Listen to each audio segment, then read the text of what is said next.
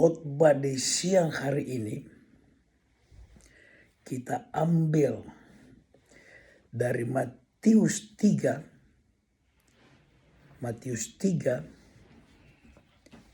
ayat yang kedua. Matius 3 ayat yang kedua. Dan di situ berbunyi, bertobat karena kerajaan surga sudah dekat. Matius 3 ayat 2. Bertobat karena kerajaan surga sudah dekat. Wow. Ayat ini kita diperingatkan untuk bertobat. Berita tentang kerajaan Allah atau kerajaan surga adalah tema yang sangat keras dalam setiap kitab Injil di Alkitab. Sewaktu Yesus datang kepada kepunyaannya, dia berseru, bertobatlah kamu. Bertobatlah kamu. Dengan kata lain bahwa kita harus tinggalkan semua perbuatan, kelakuan yang sesat, kotor dalam kehidupan kami sehari-hari. Oleh sebab itu ditekankan pendek saja ayat ini. Bertobat karena kerajaan surga sudah dekat. Makna dari kata pertobatan itu kalau bahasa Yunani adalah metaneo. Nah, adalah maksudnya bertobat adalah kita harus berbalik ke jalan yang benar. Jadi kita harus berbalik. Yang dimaksudkan ini adalah kehidupan kita yang jahat pada waktu itu, kita harus berbalik. Sama seperti kita mengetahui waktu Rasul Paulus, dia jahat kepada orang-orang Israel, orang-orang Yahudi pada waktu itu. Dia jahat, dia mau membunuh orang-orang Kristen. Tetapi dia jatuh mendengar suara Yesus. Akhirnya dia bertobat, saudara. Setelah dia bertobat, Tuhan pakai dia luar biasa. Nah, ini yang dimaksudkan Tuhan untuk kepada kita juga. Kita harus bertobat sebab kerajaannya sudah dekat. Keputusan untuk berbalik dari dosa kepada keselamatan di dalam Kristus, kita harus menerima jalan yang benar. Kita mau menerima Yesus, kita harus hidup jalan yang benar. Jadi kita lupakan semua perbuatan-perbuatan kita yang tidak baik, tidak layak. Seperti contoh kita membunuh, kita merampok, kita berkelahi, kita marah selalu sering kepada orang-orang seperti kita ini jagoan. Kita punya perbuatan tidak menyenangkan bagi Tuhan. Kita harus bertobat. Harus kembali ke jalan yang benar. Ini yang maksudkan pertobatan. Bertobatlah karena kerajaanku sudah dekat. Tuhan memberikan kita supaya kita harus sadar. Maksudnya kerjaan Tuhan itu, kerjaan Tuhan itu adalah kudus. Harus hidup kudus. Kita bisa lihat di mana-mana perbuatan orang-orang di dunia ini sekarang. Perbuatan gay people kawin sama laki-laki sama-sama sejenis. Ini perbuatan menjijikkan bagi Tuhan kita. Justru itu kita harus bertobat. Tuhan mau kita hidup yang suci. Jadi bertobat dengan kata lain maksudnya kita harus berbalik kembali ke jalan yang kudus. Ini yang maksudkan bertobat. Di Efesus 2 ayat 2 kita bisa lihat apa yang dikatakan di situ. Efesus 2 ayat 2. Kamu hidup di dalamnya karena kamu mengikuti jalan dunia ini. Karena kamu menataati penguasa kerajaan angkasa, yaitu roh yang sekarang sedang bekerja di antara orang-orang durhaka. Coba lihat, kamu hidup di dalamnya mereka, mengikuti jalan dunia, mentaati penguasa di angkasa. Maksudnya perbuatan-perbuatan yang tidak baik. Ini yaitu roh yang sedang bekerja di antara orang-orang yang durhaka. Orang-orang durhaka macam orang-orang yang tidak bagus di mata Tuhan, bejat di mata Tuhan. Tuhan tidak mau karena kita disebut orang durhaka. Kita mengikuti dunia. Kita mengikuti dunia dan mentaati penguasa-penguasa di angkasa. Maksudnya penguasa-penguasa yang tidak baik. Iblis, itu yang maksudnya. Jadi kita harus melawan. Kita harus melawan, saudara. Jangan kita mengikuti mereka. Jangan kita mendengar. Kita terpengaruh sehingga kita terjerumus ke dalam perbuatan-perbuatan tidak baik di mata Tuhan. Yang sangat Tuhan sesalkan. Karena apa? Di sini dikatakan, engkau akan masuk dan bekerja di antara orang-orang yang durhaka. Orang-orang yang durhaka maksudnya itu orang yang tidak sopan, tidak baik, tidak layak.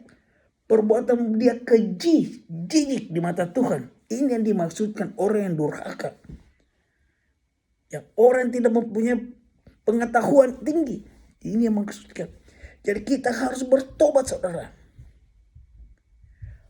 Pertobatan merupakan keputusan. Kita harus lupakan kita punya dosa. Kita kembali ke jalan yang benar. Karena ini tidak layak di hadapan Tuhan. Tidak layak. Kita bisa lihat lagi di Kisah Para Rasul 11 ayat 21. Apa dikatakan di situ di dalam Kisah Rasul? Ayat 11:21. Dari tangan Tuhan menyertai mereka. Dan sejumlah besar orang menjadi percaya dan berbalik kepada Tuhan. Ini kita harus berbalik kepada Tuhan. Dari tangan Tuhan, Tuhan menjamah kita. Tuhan menjamah hati kita. Tuhan menjamah pikiran kita. Di mereka semua orang-orang banyak di situ Tuhan menjamah. Sebab kita harus berbalik kepada Tuhan. Berbalik ke jalan yang benar. Kita minta ampun kepada Tuhan. Kita bilang, Tuhan, ampuni kami Tuhan. Kita mau berbalik kepadamu. Perbuatan-perbuatan kami ini jangan kau ingatkan Tuhan kepada kami lagi. Jangan kau ingat-ingat. Lupakan semua Tuhan. Karena kami mau berbalik ke jalan kebenaran-Mu Tuhan. Tolong kami Tuhan. Jangan kami tetap dikuasai oleh iblis. Supaya kami tetap hidup di dalam dunia ini dengan penguasa-penguasa kerajaan angkasa. Tolong Tuhan, tolong kepada kami. Selain dari itu, bertobat artinya apa?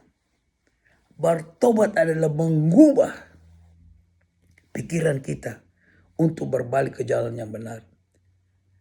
Namun maknanya bukan sekedar perbuatan pendapat saja. Sebagai istilah agama di dalam Alkitab, bertobat berarti perbuatan sikap secara total terhadap dosa. Dan kita mengaku, ampuni kami Tuhan. Ini yang Tuhan mau, ampuni kami. Karena apa? Kerajaannya sudah dekat. Kerajaannya siapa? Kerajaannya Tuhan, Yesus. Yesus tekankan, kerajaanku sudah dekat. Oleh sebab itu, bertobatlah kalian. Sudah dekat maksudnya di mana ini sudah dekat? Sudah di ambang pintu. Kalau maksudnya dengan sudah dekat, sudah di ambang pintu. Jadi kita sudah harus bersiap-siap. Kalau kerjanya datang kita harus siap. Kita menantikan Yesus datang kedua kali. Kita bilang, Tuhan, kami sudah hidup yang kudus. Ini aku Tuhan. Ini aku. Karena kami sudah bertobat. Kembali kerjaan. Kembali ke dalam kerjaan yang baik. Ini yang dimaksudkan. Sama yang dimaksudkan di dalam Matius dan Yohanes. Kita harus bertobat. Semua kita harus bertobat. Kita bisa lihat di dalam perjanjian lama apa dikatakan di situ di Yehezkiel. Yehezkiel 18. Yehezkiel 18 ayat 21. Kita perjanjian lama. Yehezkiel berbicara di situ. Tetapi jika orang fasik bertobat dari segala dosa yang dilakukannya dan berpegang pada segala ketetapanku serta melakukan keadilan dan kebenaran, ia pasti hidup, ia tidak akan mati. Ini yang dimaksudkan Yehezkiel. Jadi di sini orang-orang fasik harus bertobat dari segala dosa-dosa yang dilakukannya.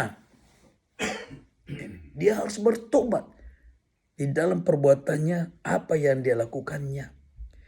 Dan harus berpegang pada segala ketetapanku. Ini yang dimaksudkan Tuhan. Ketetapan Tuhan harus engkau ikuti. Harus engkau obey dalam bahasa Inggris. Obey. Harus engkau ikuti. Harus kau sadar bahwa ketetapan Tuhan adalah yang benar. Bukan yang berdosa, yang baik. Serta melakukannya di dalam keadilan dan kebenaran. Ini yang dimaksudkan Tuhan. Engkau berpegang pada segala ketetapanku, keadilan dan kebenaran. Kalau engkau lakukan itu, engkau pasti hidup, kata Tuhan. Engkau tidak akan mati, engkau akan hidup. Engkau tidak akan binasa, engkau akan hidup bersama-sama Tuhan di kerajaannya. Ini karena dia bilang berpegang ke segala ketetapanku, ikut ketetapanku, ikut aku punya law, ikut aku punya segala-segalanya, ikut untuk aku yang baik. Ini maksudnya. Ikut firmanku, ini yang dimaksudkan. Jadi kita harus tahu, kita harus hidup yang baik, kita harus bertobat. Karena apa? Ditekankan tadi, kerajaan surga sudah dekat. Kita bisa lihat di sini dalam 4 kitab Injil. 4 kitab Injil. Jadi dari Matius tadi kita sudah baca. Bertobatlah karena kerajaan surga sudah dekat. Nah sekarang di kitab Injil Markus. Ayat 1. Pasal 1 ayat 15. Apa dikatakan Markus? Waktunya telah genap. Lihat. Waktunya telah genap. Kerjaan Allah sudah dekat. Bertobatlah dan percaya kepada Injil. Ini yang dimaksudkan oleh Rasul Markus. Jadi Rasul Mazkur berkata, waktunya telah genap. Berarti sudah dekat, sudah genap, sudah selesai waktunya. Kerjaan Allah sudah dekat. Kita harus berhati-hati saudara. Kita harus tahu, kita harus berhati-hati. Karena di sini dikatakan kerjaan Allah sudah dekat saudara. Apakah saudara tidak takut? Kita harus berhati-hati karena katanya waktunya telah genap. Bertobatlah dan percayalah kepada Injil. Apa yang dimaksudkan percaya kepada Injil? Maksudnya adalah percaya kepada firman-Nya. Karena firman-Nya adalah Allah sendiri. Kita harus percaya. Rasul Markus berbicara. Kita harus sadar. Berbalik. Di dalam perbuatan-perbuatan yang jahat kita lupakan. Kita minta ampun kepada Tuhan. Ampuni kami. Jangan engkau ingat-ingat lagi akan kesalahan kami Tuhan. Ampuni kami Tuhan. Biar kami boleh berbalik ke dalam kerjaan-Mu. Karena kami tahu kerjaan-Mu telah dekat. Sudah di ambang pintu. Ini yang dimaksudkan oleh Rasul Markus. Dari Markus 1 ayat 15. Dan di Lukas 15 ayat 7. Tadi di Markus. Sekarang di Lukas 15 ayat 7. Apa dikatakan di situ? Aku berkata kepadamu, demikian juga akan ada sukacita di sorga karena satu orang berdosa yang bertobat lebih daripada sukacita karena 99 orang yang benar tidak memerlukan pertobatan. Wow, coba lihat ini. Ini yang dikatakan oleh Rasul Lukas.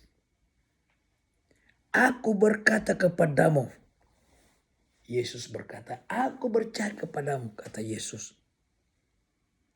Demikian juga akan ada sukacita di surga karena satu orang berdosa itu bertobat. Kita mengetahui.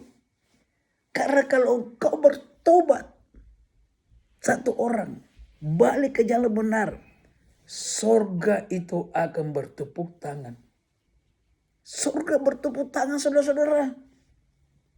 Karena dia tahu dia mau bertobat. Surga bertepuk tangan. Dan di situ dikatakan lagi apa? Lebih daripada sukacita. Karena 99 orang yang telah ada di situ tidak memerlukan pertobatan. Karena mereka sudah bertobat. Jadi genap 100. Satu hilang. Nah, jadi yang satu ini yang harus diselamatkan. Karena apa? 99 itu sudah hidup yang kudus. Mereka sudah selamat. Jadi yang dicari ini satu orang yang mau bertobat. Karena dia bertobat maka penuh sukacita. Surga pun bertepuk tangan. Ini yang dimasukkan oleh Lukas. Oleh sebab itu kita harus juga hidup yang begitu. Kita kalau melihat kawan kita ada perbuatan dia kurang baik, kurang menyenangkan bagi kita, kita juga bisa tegur. Kita berikan saran-saran yang baik supaya dia juga bisa mendengarkan akan firman Tuhan. Dia bisa berubah di dalam kelakuan dia sehari-hari. Jadi kita juga sebagai anak-anak Tuhan kita juga bisa melihat. Kalau ada orang-orang yang perbuatannya kurang menyenangkan, yang tidak bagus, ya kita bisa kasih pendekatan kepada dia, kasih tahu bahwa firman Tuhan berbunyi begini, kita harus hidup yang baik, benar. Nah ini. Nah itu di Lukas 15 ayat 7. Nah sekarang di kitab Injil Yohanes. Jadi 4 Injil ini berkata mengenai pertobatan. 4 Injil ini mengenai pertobatan. Nah di sini dikatakan di Yohanes 8 ayat 24. Yohanes 8 ayat 24 yang berbunyi, karena itu tadi aku berkata kepadamu bahwa kamu akan mati dalam dosamu. Sebab jikalau kamu tidak percaya bahwa akulah dia, kamu akan mati dalam dosamu. Lihat. Rasul Yohanes tekankan di sini saudara. Karena itu tadi aku berkata kepadamu. Jadi Yesus berkata kepadamu, kepada orang-orang itu. Kata Yesus. Karena itu dia berbicara bahwa kamu akan mati dalam dosamu. Yesus tekankan di situ saudara. Aku berkata kepadamu, kata Yesus, bahwa kamu akan mati dalam dosamu. Jadi kalau kau hidup yang tidak baik, berdosa, kamu akan mati. Kamu akan mati. Sebab apa? Sebab jikalau kamu tidak percaya bahwa akulah dia, akulah ini Yesus, katanya Yesus. Akulah Yesus. Kalau kamu tidak percaya bahwa akulah dia, kamu akan mati dalam dosamu. Jadi Yesus tekankan, akulah ini Yesus. Kamu percaya enggak? Kalau kamu tidak mau percaya, kamu akan mati di dalam dosamu. Oleh sebab itu, Rasul Yohanes bilang, bertobatlah. Bertobatlah karena tidak. Dosamu itu akan membuat kamu mati. Karena dosa. Nah ini yang saya tekankan tadi di dalam 4 Injil ini, dari Matius, Markus, Lukas, Yohanes. 4 full gospel in Injil berkata mengenai pertobatan. Jadi kita harus sadar saudara. Kita harus sadar. Jelas di sini dibilang, Yohanes berkata, Yohanes 8 ayat 24. Yesus berkata, jikalau kamu tidak percaya. Apa yang dimaksudkan jikalau kamu tidak percaya? Jadi maksudnya kamu itu sebetulnya harus percaya. Kamu harus percaya bahwa akulah Yesus katanya. Tetapi jikalau kamu tidak percaya, kamu akan mati dalam dosamu. Jelaskan ini maksudnya, ini ayat ini. Jikalau kamu tidak percaya bahwa akulah dia. Dia itu siapa? Dia itu adalah Yesus. Dia itu adalah Yesus. Kamu akan mati dalam dosamu, dalam perbuatan-perbuatanmu yang tidak baik, yang menjijikkan, yang tidak layak dilihat oleh Tuhan. Tuhan tidak bilang bahwa kamu ini adalah anak-anakku. Kamu ini perbuatanmu ini kasar, sembrono. Tidak masuk di dalam bilangan aku, kata Tuhan. Kamu harus bertobat. Nah ini. Dan apa dikatakan? Kamu akan mati di dalam dosamu. Coba lihat. Jelas ini ayat ini sangat keras. Karena Yesus bicara jikalau kamu tidak percaya ini. Jadi kita harus percaya bahwa Yesus yang menolong kita. Dia telah mati di kayu salib. Dia telah membayar dosa-dosa kita. Kita harus percaya kepada dia bahwa Yesus adalah penolong kita. Yesus yang membayar dosa-dosa kita. Jikalau kamu percaya. Tetapi kalau kamu tidak percaya, kamu akan mati dalam dosamu. Ini yang dimaksudkan. Kita telah mengetahui Yesus mati di kayu salib, membayar dosa-dosa kita. Kita juga tahu bahwa Yesus orangnya benar. Dia tidak bersalah. Dia mau dihukum. Pilatus saja bilang dia ini tidak bersalah. Tetapi mereka orang-orang ini marah. Mereka bilang dia bersalah, dia bersalah. Salibkan dia, salibkan dia. Ini. Tetapi mereka tahu Yesus tidak bersalah. Dan akhirnya apa? Dia mati di kayu salib. Dia membayar dosa-dosa kita. Nah, makanya di sini dikatakan, percaya bahwa akulah dia.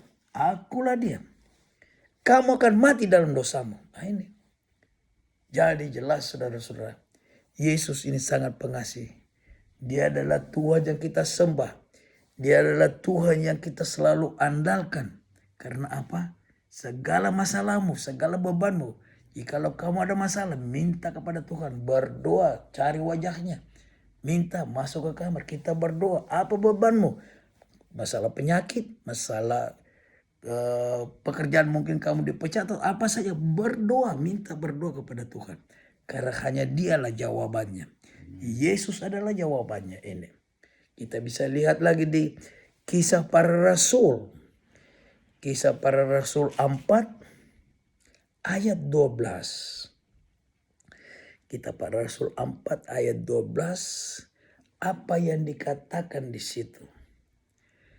Dan keselamatan tidak ada di dalam siapapun juga selain di dalam dia. Wow, ini sangat keras ini dibilang. Sebab di bawah kolong langit ini tidak ada nama lain yang diberikan kepada manusia yang olehnya kita dapat diselamatkan. Wow, ini coba lihat. Dan keselamatan tidak ada di dalam siapapun selain di dalam dia. Oleh sebab itu saudara, bertobatlah, bertobatlah. Karena kerjanya sudah dekat. Ini kisah para rasul-rasul, tekankan di sini kepada kita semua di dunia ini. Rasul-rasul, hamba-hamba Tuhan ini berkata kepada kita saudara, keselamatan tidak ada di siapapun selain dia. Ini yang ditekankan oleh rasul-rasul. Karena rasul-rasul itu telah mengikuti dia selama dia hidup di dunia ini. Sehingga dia meninggalkan dunia ini, dia mati kasih rasul-rasul sudah mengikuti. Rasul-rasul makanya berkata kepada kita, Keselamatan tidak ada di dalam siapapun selain di dalam dia. Karena rasul-rasul ini 12 murid Yesus ini sudah mengikuti dia. Setiap hari mereka bergaul dengan Yesus, mengikuti dia. Jadi mereka tahu kita harus mencari keselamatan. Karena keselamatan ini ada di dalam dia. Dan dikatakanlah di situ apa? Sebab di bawah kolong langit ini tidak ada nama lain diberikan kepada manusia yang olehnya kita dapat diselamatkan. Jadi tidak ada nama lain yang dapat menyelamatkan saudara. Yang dapat menyelamatkan saudara adalah hanya Yesus. Hanya Yesus. Tidak ada nama lain. Tidak bukan Presiden Donald Trump atau Presiden Jokowi atau para pendeta atau hamba-hamba Tuhan di gereja. Tidak ada saudara yang bisa menyelamatkan Anda. Tidak ada bisa menyelamatkan Anda kecuali yang bernama Yesus yang kita sembah. Ini ada amin saudara. Amin. Ini. Jadi kita harus sadar. Di sini ditekankan sama rasul-rasul 12 murid-murid Yesus. Dia bilang apa? Tidak ada nama lain yang bisa menyelamatkan saudara. The only thing can save you only name Jesus Christ. Ini. Yang bisa kasih save, yang bisa keselamatan Anda. Yang bernama Jesus Christ. Tidak ada orang lain. Nama di atas nama. Ini Jesus Christ. Karena apa? Dia telah mati membayar dosa-dosa kita. Oleh sebab itu kita mau diselamatkan sama Yesus. Ini saudara. Jadi kita harus sadar bahwa nama Yesus adalah yang dapat menyelamatkan kita. Tampak jelas sekali bahwa kata di sini mutlak, benar-benar, tanpa syarat bahwa tidak ada nama orang lain yang bisa menyelamatkan kita. Hanya nama Yesus Kristus. Jelas benar-benar di sini. Absolut tidak ada nama lain. Oleh karena itu, keselamatan sendiri menjadi perhatian khusus dari Matius dan dia punya kawan-kawan para rasul. Menjadi khusus karena firman tema di siang hari ini adalah bertobatlah karena kerjaan sorga sudah dekat. Ini yang dimaksudkan Matius serta kawan-kawannya rasul-rasul yang lain. Kenapa kita mencari keselamatan? Kita menanyakan diri kita. Kenapa kita mencari keselamatan? Kenapa? Karena keselamatan kita datang sebagai karunia dari kasih karunia Allah. Ini. Bukan datang dari siapa saudara, datang dari kasih karunia Allah. Tetapi hanya dapat diterima bagi manusia-manusia yang andalkan Tuhan Yesus Kristus. Ini kita harus. Dan kita mengetahui untuk mengerti proses keselamatan, kita harus mengerti bahwa hanya Yesus yang dapat menolong. Kita bisa lihat di Efesus 2 ayat 8 dan 9. Efesus 2 ayat 8 dan 9. Apa yang dikatakan di situ? Ini Rasul Paulus khotbah di Efesus, kota Efesus. Dia katakan di situ, dia berkhotbah. Di situ dikatakan apa? Ayat 8 sampai 9. Sebab karena kasih karunia kamu diselamatkan oleh iman. Itu bukan hasil usahamu. Coba lihat. Tetapi pemberian Allah. Jadi kita diselamatkan oleh iman saudara. Kita diselamatkan oleh iman kita. Bukan hasil usaha kita. Tetapi pemberian dari Allah Bapa kita yang Maha Pengasih. Ada amin saudara? Amin. Bukan hasil kita sendiri kita ciptakan dari hasil kita. Bukan saudara. Itu adalah pemberian dari Allah Bapa kita yang kita sembah. Nah ini. Itu bukan hasil pekerjaanmu. Bukan saudara. Jadi bukan hasil pemberian. Bukan hasil usahamu. Bukan hasil pekerjaanmu. Jadi jangan ada orang yang memegahkan dirinya. Sombong. Ini aku. Aku telah diselamatkan. Aku menyelamatkan diri aku sendiri. Bukan saudara. Itu karena kasih karunia Tuhan kita diberikan. Bukan hasil pekerjaan kita, bukan hasil usaha kita. Jadi jangan saudara memegah diri. Jangan saudara, ini aku telah selamat. Aku telah selamat menyelamatkan diri aku sendiri. Bukan saudara, bukan. Jadi jangan salah paham saudara. Jadi kita harus mengetahui itu adalah pemberian dari Bapa kita, Allah kita yang kita sembah. Allah kita mengasihi kita dan Dia memberikan anaknya yang tunggal di dalam dunia ini. Dia berikan anaknya tunggal dan anaknya tunggal ini mati untuk menebus dosa-dosa kita. Ini dia. Jadi kita harus tahu bahwa pemberian Allah kita diselamatkan. Kasih karunia Allah. Itu saudara. Nah, jadi di ayat yang penutup di khotbah di siang hari ini, saya ambil di dalam kitab 2 Tawari 7 ayat 14.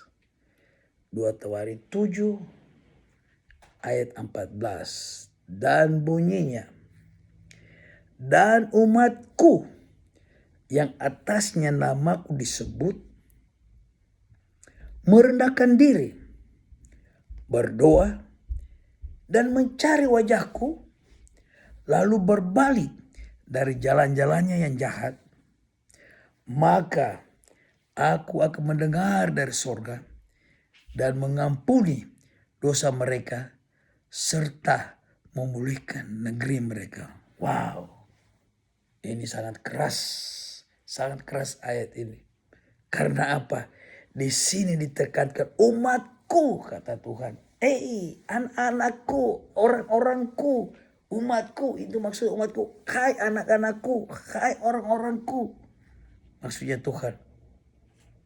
Yang atas namanya ku disebut. Jadi melalui namaku, kata Tuhan. Aku memanggil kalian umat-umatku. Aku memanggil kalian umat-umatku yang namanya disebut. Apa selain itu? Merendahkan diri. Coba lihat.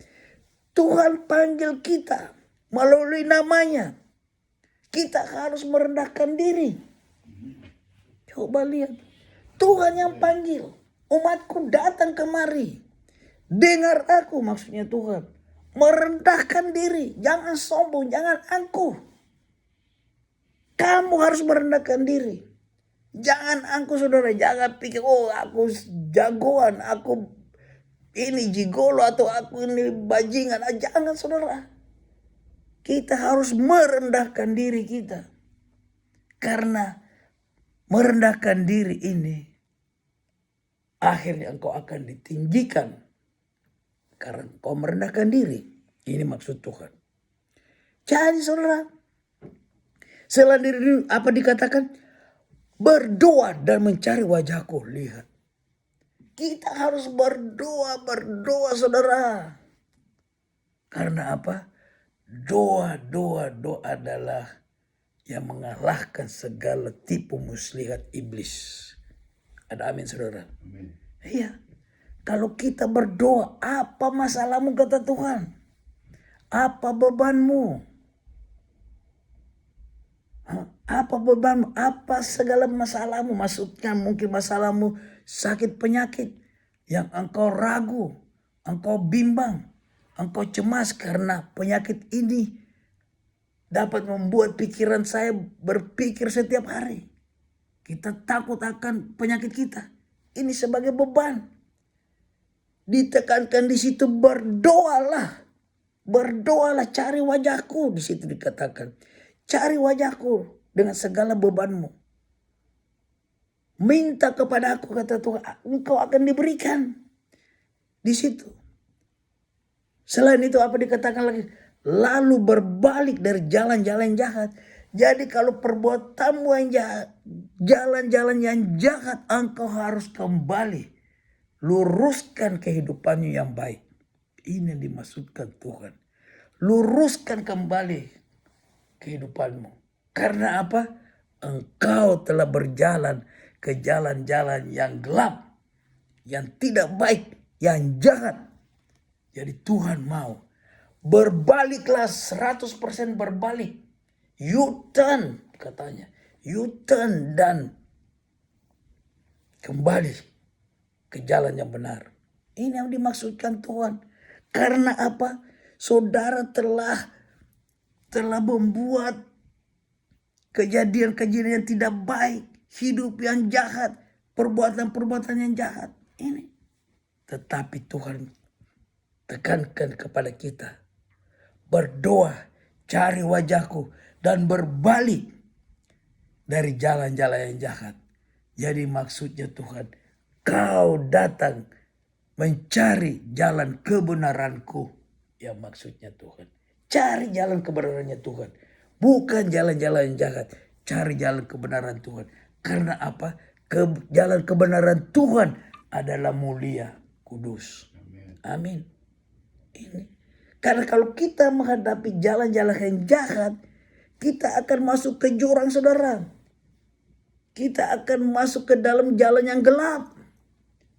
Jalan gelap itu masuk ke dalam jurang. Tetapi kalau kita berbalik ke jalan-jalan kebenaran Tuhan, kita melihat terang di depan kita. Kita akan melihat terang. Karena kita berbalik dari jalan-jalan yang jahat, kita menuju ke jalan kebenaran Tuhan. Ialah terang di depan kita. Ada amin, saudara. Amin. Ini yang dimaksudkan Tuhan. Jadi kita harus sadar, saudara. Kenapa kita harus sadar? Ya, karena tadi firman-Nya, bertobatlah karena kerjaan sorga sudah dekat. Ini yang dimaksudkan kita di dalam khotbah di siang hari ini. Biarlah khotbah di siang hari ini, saudara, kita boleh pakai di dalam kehidupan kita sehari-hari. Dan kita mengingat bahwa benar kita harus berbalik dari jalan-jalan jahat. Kita kembali ke jalan yang terang. Menuju kebenarannya Tuhan. Ada amin, saudara. Amin. Nah, jemaat kasih Tuhan, pakailah firman di siang hari ini untuk kehidupan kita sehari-hari. Mari kita berdoa.